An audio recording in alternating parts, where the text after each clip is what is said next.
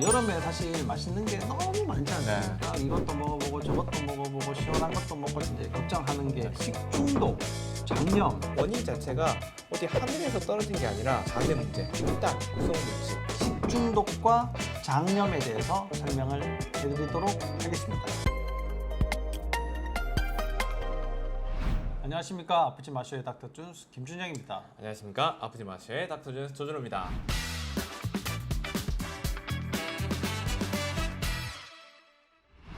이 여름만 되면 이제 걱정하는 게 저 여름에 사실 맛있는 게 너무 많지 않습니까? 그래서 뭐 이것도 먹어보고 저것도 먹어보고 시원한 것도 먹고 차가운 것도 먹고 막 이렇게 하는데 그러다 보면 항상 배탈이 따라오게 되어 있습니다. 이 저희들이 막 흔히 있으면서도 이 상황을 뭐라고 설명해야 될지가 좀 애매할 때가 있는데 오늘은 식중독과 장염에 대해서 설명을 해드리도록 하겠습니다.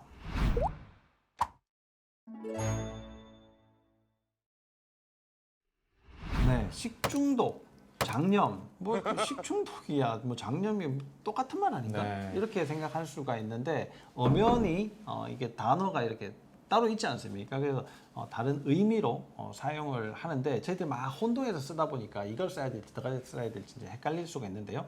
식중독, 장염, 이거 설명을 좀 해주세요. 일단 뭐 여러 가지 설명들이 많던데요. 이제 카메라를 어디로 바라보느냐의 차이인 것 같아요, 제가 보면. 카메라를 입으로 바라보면 일단 먹는 것 때문에 생기는 중독 문제들이 생기는 모든 형태의 증후군 형태가 그냥 식중독, 그러니까 음식하고 관련된 모든 증상들, 안 좋은 증상들이 식중독일 것 같고, 장염은 장에다가 카메라를 갖다 대서 장에 생기는 어떤 바이러스가 됐든지 세균이 됐든지 그거 상관없는 면역 반응이 됐든지 염증 반응이 생기는 걸 통틀어서 장염이라고 보는 게 가장 좋은 시각일 것 같습니다. 근데 우리가 보통 이제 중독 그러면 굉장히 이렇게 급격하고 단기간에 문제가 심각하게 나타나는 것을 뭐 이렇게 중독 이렇게 얘기를 하지 않습니까? 그래서 먹는 거 때문에 중독 증상이 뭔가 생기는 거 이런 것들 뭐 예를 들어서 중금속 중독 그죠? 뭐 그러면 굉장히 문제가 심각하게 생기듯이 그런 게 아닌가. 또 장염은 비교적 이렇게 뭐 증상이 조금 이렇게 뭐 있는 둥 없는 둥 뭐 있으면 좀 뭐 심하지만 장기간 오래 이렇게 되는 거를 얘기를 하는 것 같습니다. 그래서 식중독은 대부분 안 먹으면 돼요. 예를 들어서 뭐 먹었는데 설사를 한다, 뭐 토한다, 뭐 배가 너무 아프고 뭐 그것 때문에 열이 나고 이런 증상들이 있을 때는 가급적 먹지 않는 것이 가장 좋다. 그럼 안 먹으면 뭐 어떻게 사느냐? 사실 배도 안 고파요. 식중독에 이게 딱 걸리면 뭐 설사 계속 하지만 배도 안 고파요. 그러니까 먹는 거를 일단은 조금 더 젖혀두고, 근데 만약에 배가 고프다. 그러면 그거는 식중독이 아닐 가능성이 더 있다. 그냥 단순히 설사병이다. 이렇게 보시는 게 더 맞을 것 같습니다. 그리고 이 식중독의 증상과 또 유사하게 생길 수가 있는 게 그 충수염이 터졌을 때요. 우리가 보통 흔히 이제 맹장염이라고 얘기를 하는데 맹장이 터져가지고 복막염처럼 이렇게 되어갈 때 이런 비슷한 증상들이 생기거든요.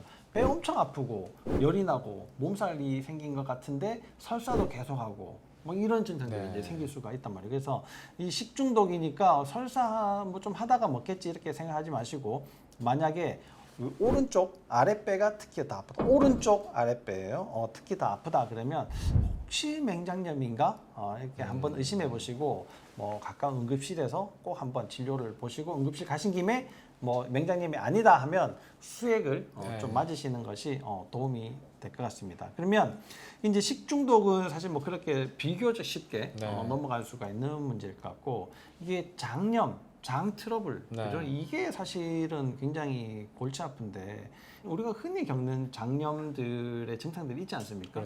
뭐 소화가 안 돼요, 더부룩해요, 가스가 차요 이런 것들이 있는데, 이런 분들이 증상이 생기면 내시경을 그래도 해봐야 되겠죠? 그렇죠. 내시경을 통해 가지고 실제 그 안에 이제 병리적인 문제들이 있는지를 좀 봐야 될 것이고요. 특히 이제 장 운동하고 관련돼서 문제를 일으킬 만한 것들이 우리 암이나 이런 것들이 탁 틀어막혀 있을 경우, 이런 경우에도 통증뿐만 아니라 탁 막아버리면서 갑자기 뭐 퍼진변이 쏟아져 나온다거나 이렇게 될 수가 있거든요. 그래서 반복되거나 이해가 되지 않을 때는 꼭 병리적인 문제부터 확인을 해보시고 그래도 문제가 없다고 치면 그때는 이제 기능적으로 접근을 하셔야 되는데 특히 장염 같은 경우에는 우리가 그 전반적으로 그 장의 환경 자체를 모두 다스려줘야 되는 거거든요.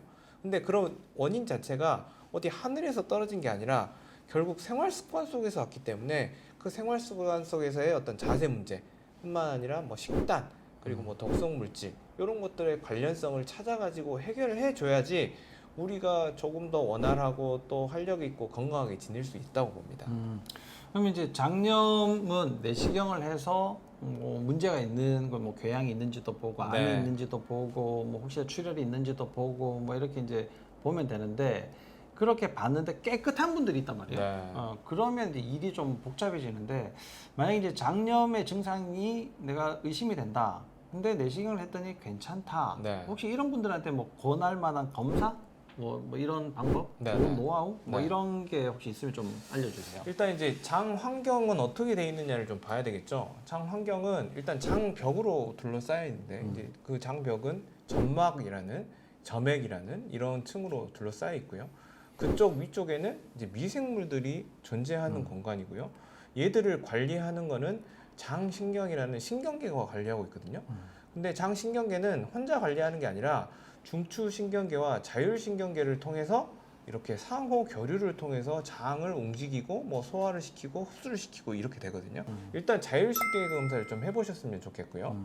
두 번째는 장의 점막 상태는 탈수, 그러니까 물이 얼마나 있느냐 없느냐가 결정할 수 있기 때문에 현재 세포 탈수 상황을 좀 점검하는 게 좋겠고 세 번째는 장내 미생물들은 내시경으로 보이지 않지 않습니까? 그렇죠. 그래서 그 장내 미생물들이 만들어내는 찌꺼기들이 소변으로 빠져나오거든요. 그래서 그런 것들을 소변 유기상 검사를 통해서 확인할 수가 있습니다. 그런데 이제 장의 시작은 실은 뭐 코나 입 이런 목 점막이겠지만 실제로 또 많은 작용들을 하는 게 위부터가 시작이거든요. 특히 위 자체가 위산을 강력하게 분비를 해가지고 장내 미생물들을 환경을 조율을 해주는 우리 경비실 같은 역할을 해줘야 돼요. 그래서 강력하게 살균 효과를 해줘야 되는데 그 입구 경비실부터 문제가 돼가지고 안쪽이 난장판이 돼 있을 수 있거든요. 그래서 그런 일들을 일으키는 헬리코박터균부터 감염이 됐는지 확인을 하셔야 되는데 매번 우리가 그런 것들을 내시경이나 조직 검사를 그렇죠. 통해서 확인할 수 없거든요. 그래서 그럴 때는 우리 요소 호기 검사, 불기만 할 줄 알면 할 수 있는 검사가 있습니다.